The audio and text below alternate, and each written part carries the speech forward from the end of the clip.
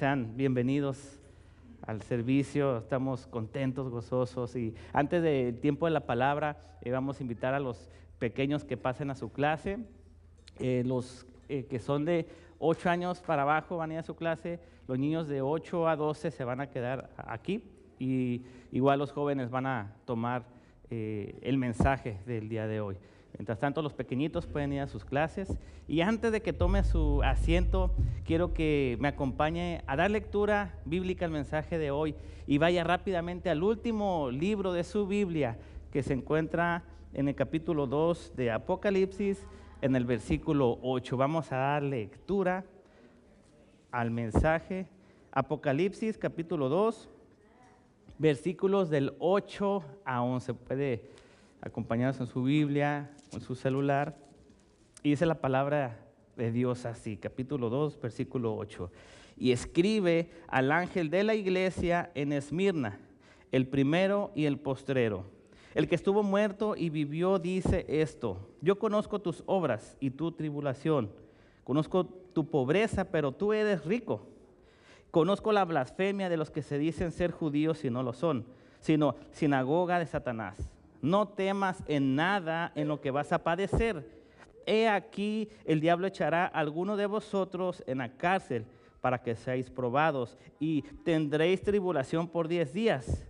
Sé fiel hasta la muerte, y yo te daré la corona de la vida. El que tiene oído, oiga lo que el Espíritu dice a las iglesias. El que venciere no sufrirá daño de la segunda muerte. Una vez más el versículo 11. El que tiene oído, oiga lo que el Espíritu dice a las iglesias. El que venciere no sufrirá daño en la segunda muerte. Puede tomar su asiento. El título de este mensaje es la iglesia de Esmirna, ubicado en esta porción del libro de Apocalipsis, el libro de Revelaciones. Que me gustaría introducir de la siguiente manera. Escuche lo siguiente. Un emotivo testimonio compartido por el doctor Josías Grauman, decano y anciano de la iglesia de Grace Community Church en la ciudad de Los Ángeles, California, dijo lo siguiente: hablé con el hijo de Pastor MacArthur, el cual relató que en su última noche el reconocido predicador reunió a toda su familia para despedirse personalmente de cada uno. En un ambiente de paz y con plena conciencia de su partida, MacArthur pronunció sus últimas palabras y con una sonrisa en su rostro: ¿dónde, muerte, está, oh, tu aguijón? Una poderosa cita que encontramos en 1 Corintios 15, 55. Estas palabras cargadas de esperanza y confianza en la resurrección prometida de Cristo reflejan una fe inquebrantable que el pastor MacArthur predicó por más de 5 décadas. Su despedida no fue con temor, no fue con tristeza, sino con la seguridad de que ha corrido la carrera y sabe que le espera la corona de la vida. Esa es la misma promesa que acabamos de leer en capítulo 2 de Apocalipsis y versículo 11, y lo repetimos. Nos espera la corona de la vida. Ahí está en sus Biblias, nos espera la corona de la vida. Pero sé fiel, permanece fiel, persevera hasta la muerte. ¿Y sabe qué significa eso? Que hay que soportarlo todo. Hay que sufrirlo todo, la enfermedad, la persecución, la tribulación, el bullying, todo. Hay que entregar su vida. ¿Dónde, muerte, está tu aguijón? La pregunta es, a manera de introducción, ¿estamos dispuestos a ser fieles hasta la muerte? ¿Estamos dispuestos? ¿Estamos preparados? ¿Estamos preparados para cuando se dé ese momento, también tengamos una sonrisa y digamos: ¿dónde, muerte, está tu aguijón? ¿Tendremos realmente la valentía de ser fiel hasta la muerte? ¿Tendremos realmente la valentía de estar dispuestos a soportar el dolor de la pérdida de un ser querido? Es fuerte. Esto es fuerte.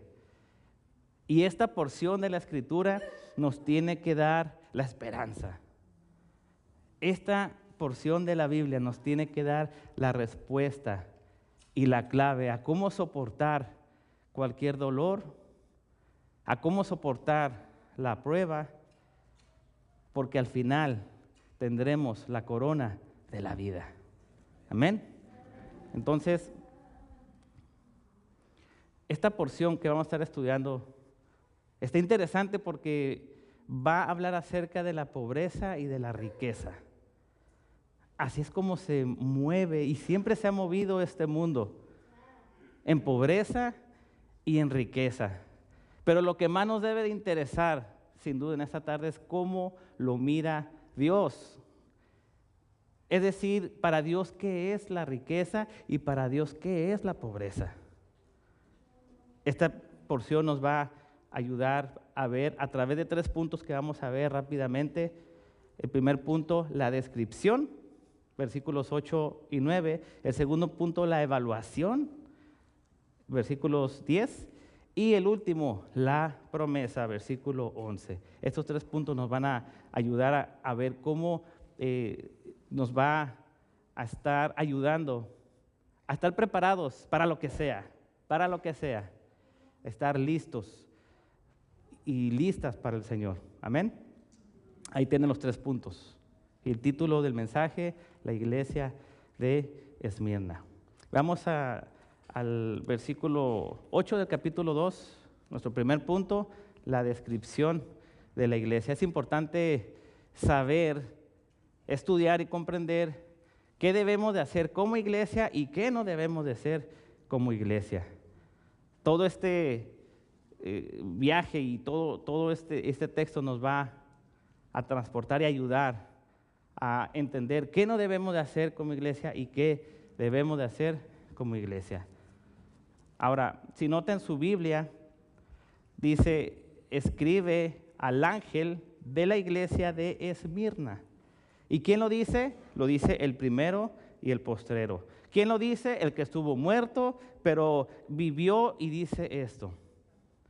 Cuando vimos también en el mensaje pasado acerca de la iglesia de Éfeso, pudimos ver quién es el mensajero y quién es el ángel de la iglesia. Pero vamos a recordarlo rápidamente en los capítulos 1 de Apocalipsis. Y al final de ese capítulo 1 vamos a encontrar en el versículo 20 el misterio de las 7 estrellas y los 7 candeleros. Y dice que las 7 estrellas son los ángeles de las 7 iglesias. Y ángeles no debemos de confundir con algún querubín o algún ser celestial, sino los ángeles se refiere a los pastores que están en las iglesias. Y los candeleros son las mismas iglesias. Entonces, el que habla hacia la iglesia es el mismo Jesús, el que vemos en el capítulo 1 y 13 de Apocalipsis, que es el que tiene ojos como de fuego, el que su voz es como el estruendo de muchas aguas, el que su rostro es como el sol brillante en su mero día, cuyos cabellos son blancos como la nieve. ¿Recuerda esa descripción? ¿A quién se está refiriendo? Al Hijo de Dios, al que ya no está crucificado en una cruz, al que ya no necesita ayuda y al que está sufriendo. No, Él ya no está sufriendo, Él ya no necesita ayuda, Él ahora está en toda su majestad. Él está en todo su resplendor. Y es tan poderosa su presencia que cuando el escritor de esta carta le miró, cayó como muerto. Cayó como muerto de ver tanta gloria, de ver tanta luz, de ver tanta santidad. Y así es como tenemos que ver ya a nuestro Señor Jesucristo, ya no en una cruz crucificado, sino resucitado y en gloria y majestad.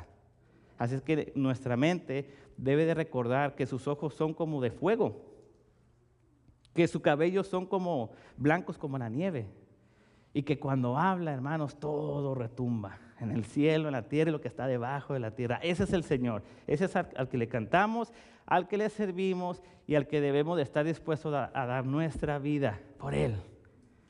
Qué descripción tan hermosa. El primer punto está describiendo el mensajero, que es el primero y el último, el alfa y el omega. Y en el siguiente texto va a describir la iglesia. Pero el recordar esta descripción, hermanos, es grandioso.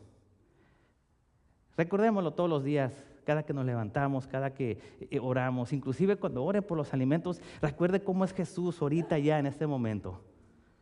Su cabello blanco como la nieve, sus ojos como de fuego, y cuando habla retumba todo. Porque a él le oras, a Él le escuchas y a Él le sirves. Ese es tu Señor, ese es tu Salvador. Él, el mensajero, le dice al apóstol Juan, que estaba en la isla de Patmos, Apocalipsis, dice, escríbele al ángel de la iglesia, o sea, escríbele al pastor de la iglesia de Esmirna y dile lo siguiente: yo conozco tus obras, conozco tu tribulación, conozco tu pobreza, pero sé que eres rico. Y ahí debemos de entonces ver a qué se está refiriendo con que eres pobre y eres rico. O más bien dicho, para Dios qué es ser rico y para Dios qué es ser pobre. 3 puntitos que estamos viendo en este texto: la tribulación, las obras y la pobreza.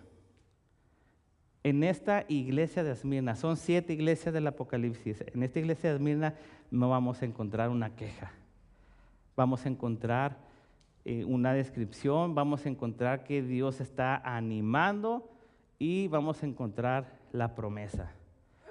En todas las demás iglesias hay una queja, como lo vimos en la iglesia de Éfeso en el mensaje pasado. Conozco tus obras, conozco que eres dotado en dones espirituales y haces esto, esto es lo otro, y alcanzas y evangelizas y predicas todo, pero has perdido tu primer amor. Y así se va con cada una de las iglesias, pero esta en especial no hay queja, no hay ninguna queja, al contrario. Dios está animando a esta iglesia a que sea fiel hasta la muerte. Y eso es lo que lo va a hacer interesante, cómo Dios está permitiendo la persecución. ¿Por qué si la iglesia está haciendo todo bien? ¿Por qué Dios está permitiendo la persecución? ¿Por qué está permitiendo el dolor? El mensaje que es relevante para todos los tiempos, incluyendo este tiempo en este preciso momento. Veámoslo de la siguiente manera. Tú oras, lees tu Biblia, vienes a los estudios, vienes a la iglesia, haces el esfuerzo de dar el mejor testimonio posible en tu casa, soportas el bullying en tu trabajo, soporta los malos comentarios, las indirectas, soporta las burlas porque eres cristiano, porque eres creyente, porque profesas tu fe, lo soportas todo.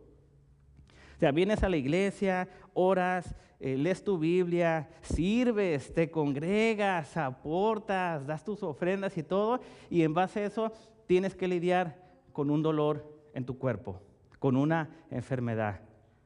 Tienes que lidiar con tus finanzas, tienes que lidiar con problemas familiares, estás orando por algo en especial y pareciera que Dios no te está contestando.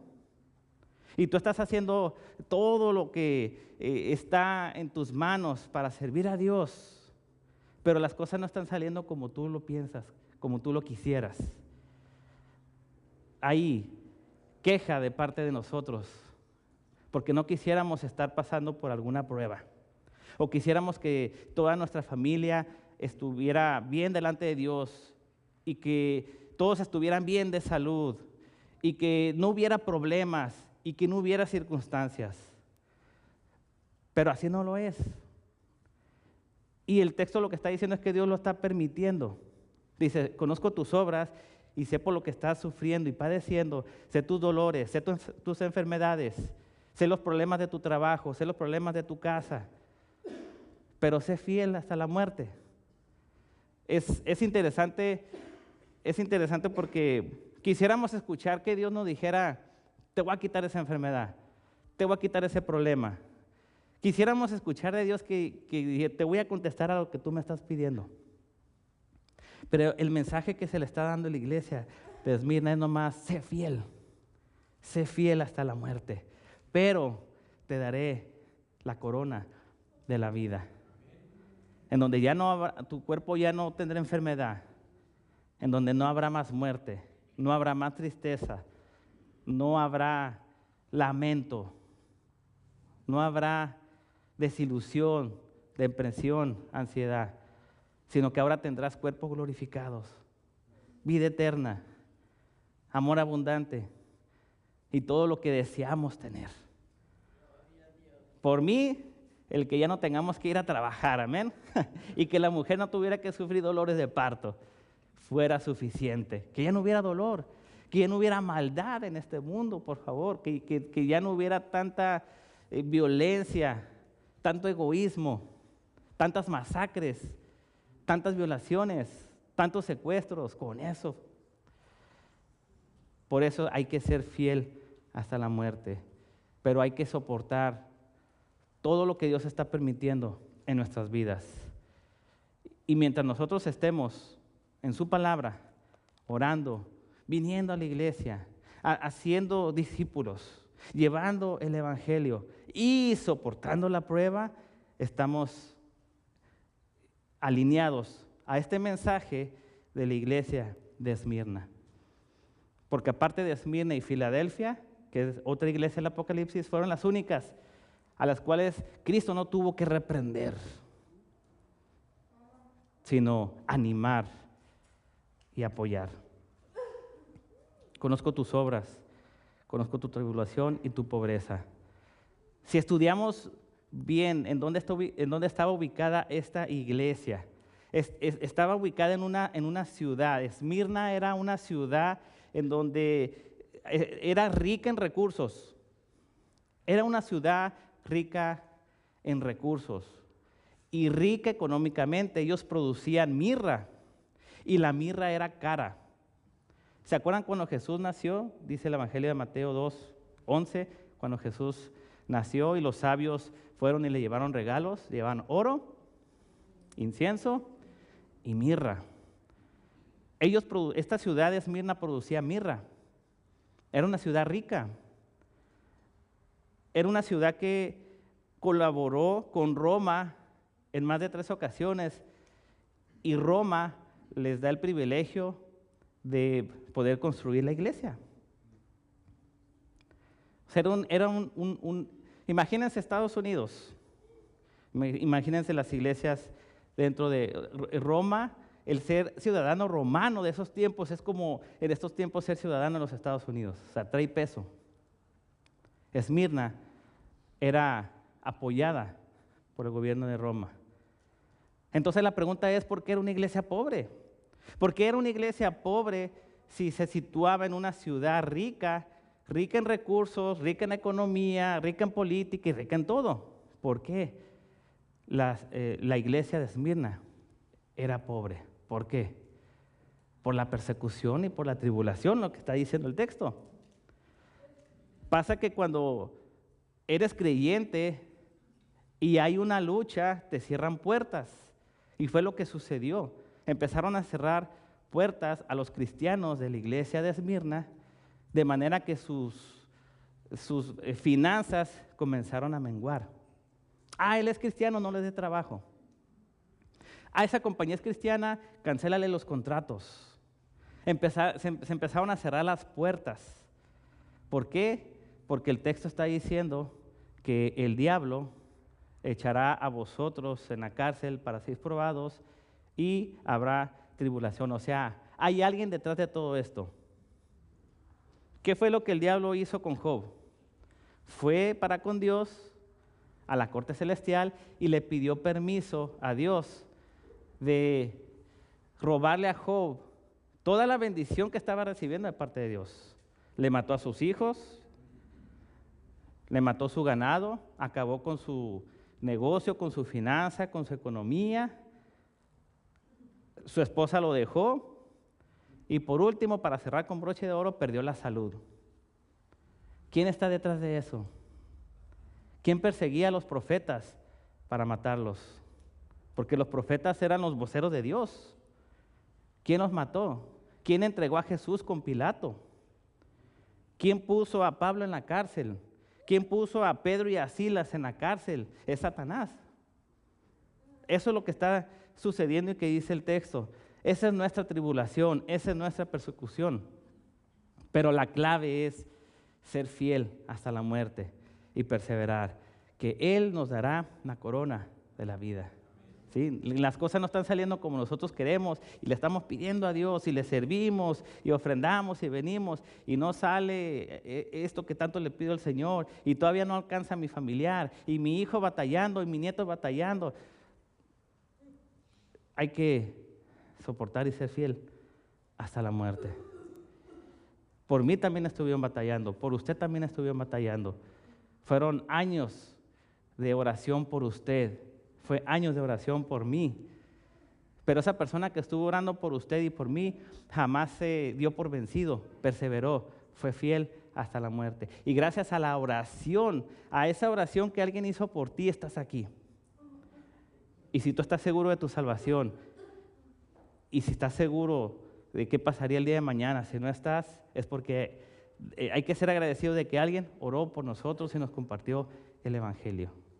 Entonces debemos de seguir orando por ese familiar, por ese amigo o por esa persona y ponerle en manos de Dios. Pero no debemos de negociar nuestra relación con Dios. Ahora, toda esta explicación es para determinar qué es ser pobre y qué es ser rico delante de Dios. Porque la iglesia de la Odisea era una iglesia con todos los recursos, muy diferente a la iglesia de Esmirna. Era una iglesia con tantas pantallas, con tantas luces, con tanto equipo de sonido, con todo de lujo. Pero delante de Dios ellos eran pobres. Si tú lees los capítulos más adelante y ves la iglesia de la Odisea, la queja que presenta el Señor.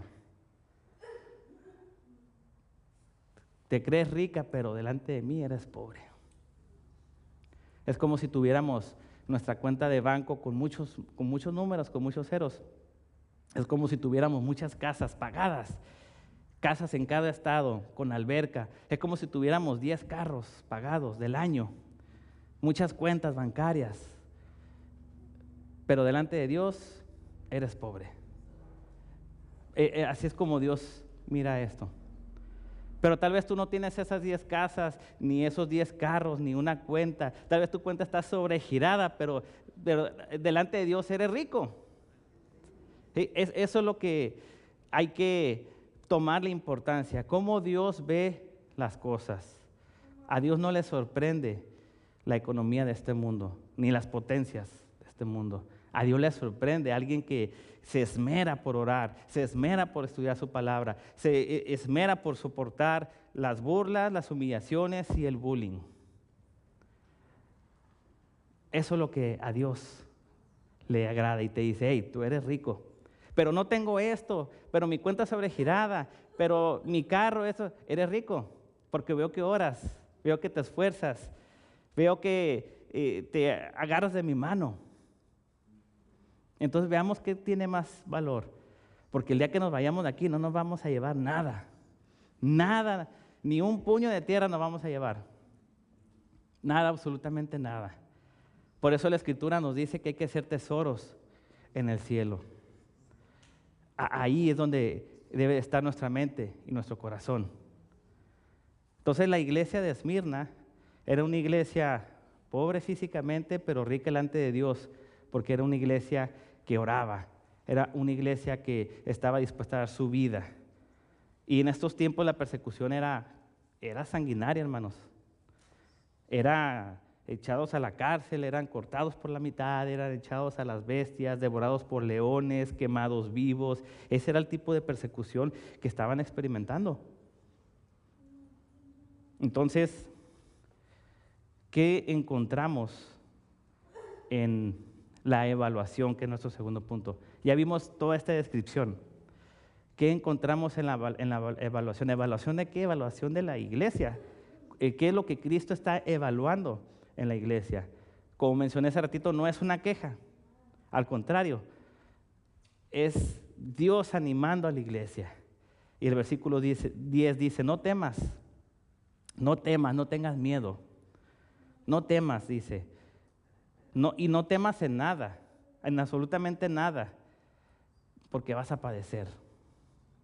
Vas a padecer, o sea, viene dolor, viene sufrimiento. Por eso al principio de este mensaje les hacía 2 preguntas. ¿Estamos dispuestos a sufrir? Y 2, ¿estamos listos? Porque si no estamos listos, creo que vamos a abandonar la carrera antes de tiempo. O ya en el escenario, pues vamos a mostrar lo contrario. Yo quisiera que al final de este mensaje dijéramos, sí estamos dispuestos, pero también estamos listos para conocer ese momento con una sonrisa donde muerte está tu aguijón. Creo que en algún momento, yo estoy seguro que todos los que estamos aquí en algún momento hemos pensado, ¿qué pasaría el día que supiéramos que hoy pudiera ser nuestro último día de vida? ¿Cómo lo tomaríamos? ¿Le reclamaríamos a Dios? ¿Por qué? ¿Por qué este es mi último día de vida? ¿O con una sonrisa dijéramos, ¿dónde muerte está tu aguijón? ¿Cuál sería nuestra respuesta hacia eso? Tal vez pudiéramos decir, si tuviera el valor de hacerlo, pero ya en conocer ese momento, todo lo contrario, nos llenaríamos de miedo. Se nos olvidaría todo. Se nos olvidaría que oramos, se nos olvidaría que estudiamos su Biblia y que estamos congregados y que hay hermanos que pueden interceder por nosotros. Se nos olvidaría todo. Ese es el escenario que no estamos buscando. El escenario que estamos buscando es ser fiel hasta la muerte. Entonces, esta es la evaluación. Y si ven su texto en el versículo 10, vean lo que el diablo estaba haciendo. Estaba echando a personas de la iglesia a la cárcel, es lo que dice el texto. El diablo los echará a la cárcel para que seas probados. Y luego dice, tendréis tribulación por 10 días. Sé fiel hasta la muerte. Y luego observen el versículo 9, dice, y la blasfemia de los que dicen ser judíos y no lo son, sino sinagoga de Satanás. ¿Qué significa eso? Que Dios permitió que en esta sinagoga sí hubiera hijos de luz creyentes, pero que también hubiera hijos de Satanás, es lo que dice el texto. Dice, conozco tus obras, tu tribulación, tu pobreza, y conozco la blasfemia de los que se dicen ser judíos y no lo son, sino que son sinagoga de Satanás. Ahí está el texto.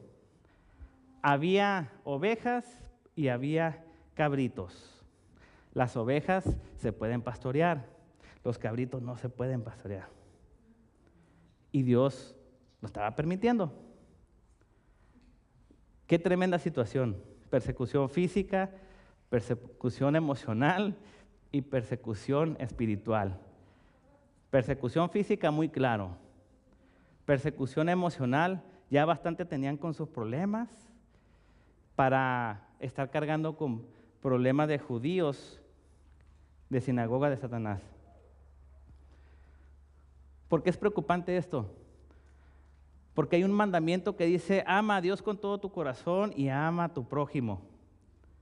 Porque hay un mandato de amarnos los unos a los otros y soportarnos los unos a los otros. Eso no es negociable.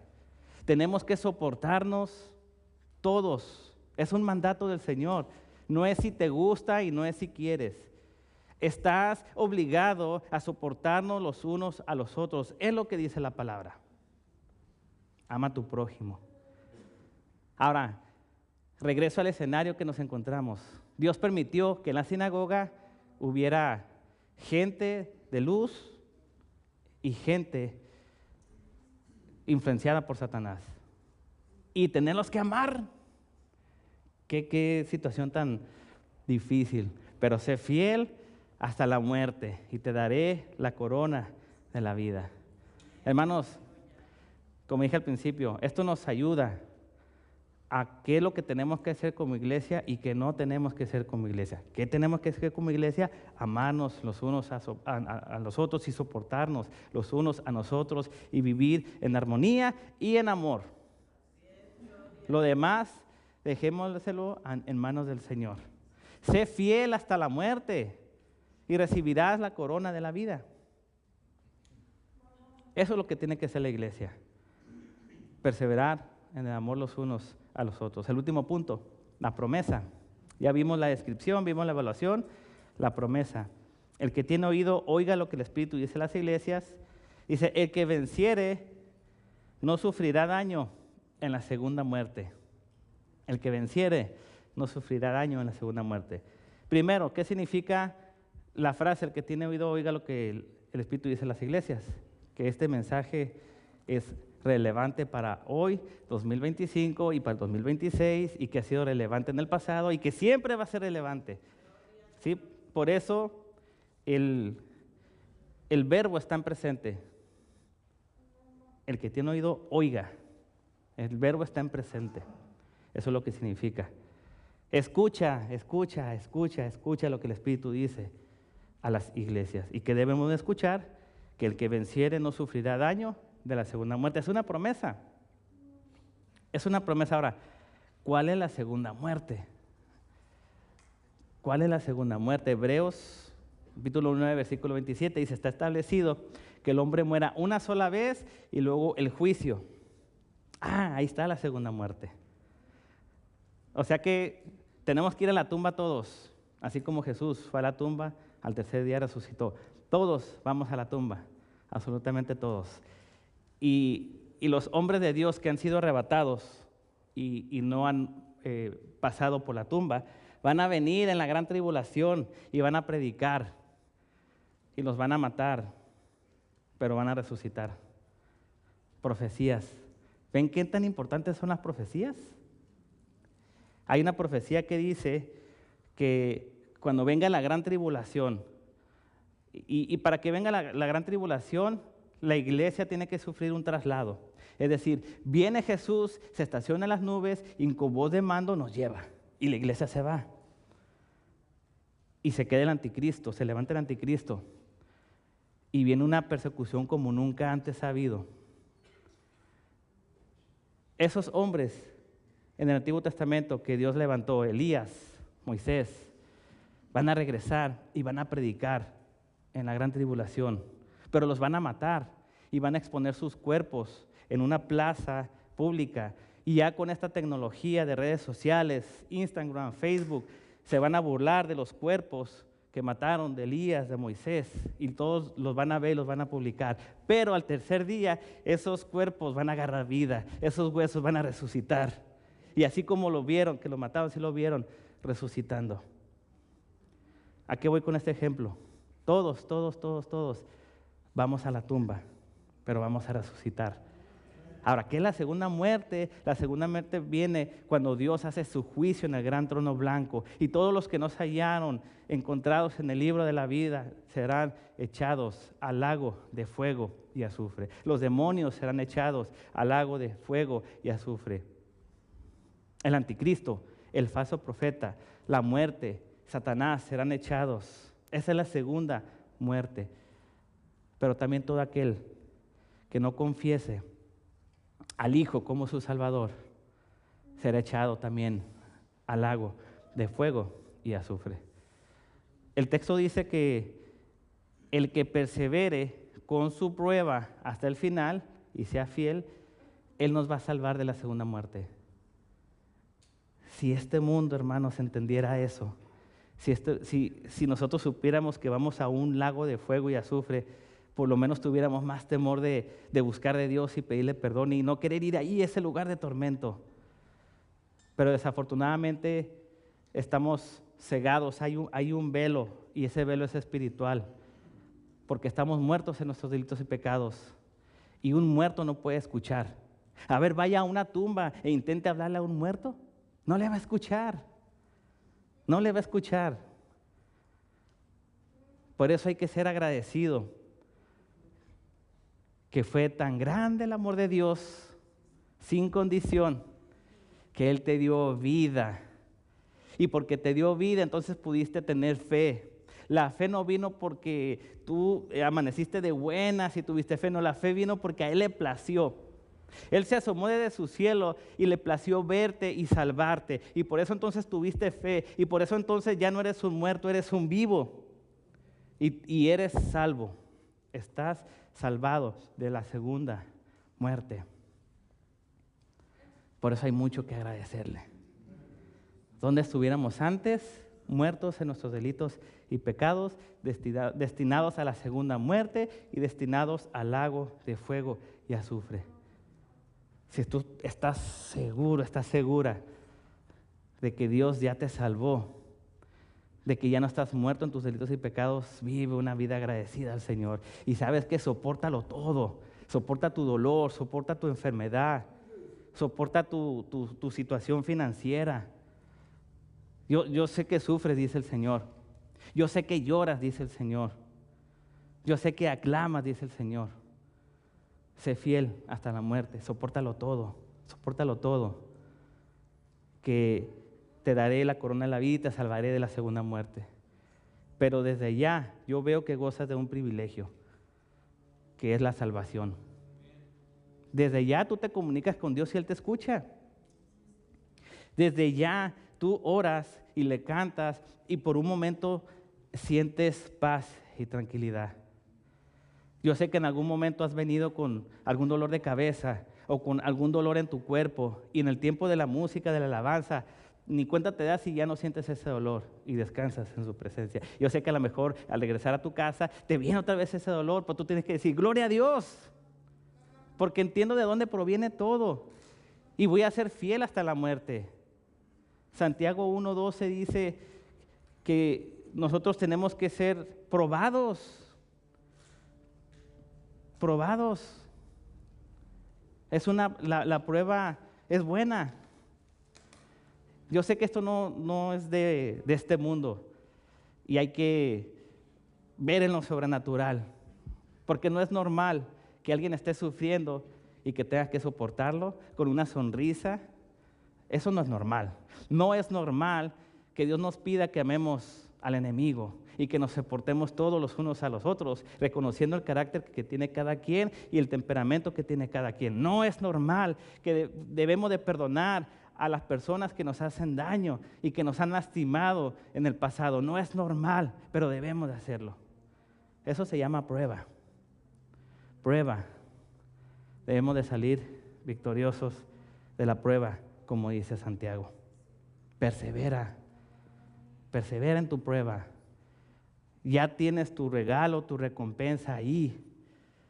Ya está ahí, es seguro, es una garantía, es 100% seguro. Cierro con esta historia. Y es la historia de un misionero llamado John Patton. Fue un misionero en 1847 y a él le llaman el misionero entre caníbales del Pacífico. En una ocasión que John Patton iba a llevar las nuevas del Evangelio a las islas del Pacífico, había un hombre que le decía, no vayas a esas islas del Pacífico, porque las tribus son caníbales, es decir, se comen a los humanos, y ya han ido en el pasado misioneros allá y se los han comido. Y le decía, no vayas. Y John Patton dijo lo siguiente, les confieso que si puedo vivir y morir sirviendo y honrando al Señor Jesús, no me importa si me comen los caníbales y no me importa si me comen los gusanos. Yo sé que en el gran día mi cuerpo de resurrección se levantará tan justo como el suyo, a la semejanza de nuestro Señor resucitado. ¿Vieron eso? Aunque no vayamos a ser devorados por los caníbales, como les dije hace un instante, todos vamos a ir a la tumba sí o sí. Y los gusanos nos van a comer. Todo lo que dice el misionero es, si me comen los gusanos o me comen los caníbales, yo voy a servir al Señor. Yo voy a ser fiel hasta la muerte. Yo voy a caminar con mi dolor y con mi circunstancia, aunque no lo entienda todo. Qué bueno que no lo entiendes todo, porque si lo entendieras todo, no existiera Dios. Si tú lo supieras todo, no existiera Dios. Qué bueno que no lo sabes todo. Qué bueno que no lo entiendes todo. Ponlo en las manos de Dios. ¿Cuál es mi trabajo? Perseverar, continuar, hasta el final, como sea. Y no me recuerda a nuestro Señor Jesucristo. ¿Cuáles fueron sus últimos instantes? ¿Estaba brincando y estaba cantando y estaba comiendo? ¿Eso fueron las últimas horas de Jesús? No. Él estaba siendo fiel hasta la muerte. Y no fue una muerte agradable. Es el hombre que más ha sufrido en todo el mundo. Yo sé que hay muchos tipos de muertes, muertes espantosas, pero mueren a los segundos. Pero Jesús estuvo vivo por horas. Y su cuerpo fue despedazado y su rostro fue despedazado. Y fue un sufrimiento por horas. Nadie ha sufrido como Él. ¿Quiénes somos nosotros para no sufrir por Él? Creo que nuestra enfermedad, o creo que nuestra situación, o creo que nuestro escenario no se compara con el de Él.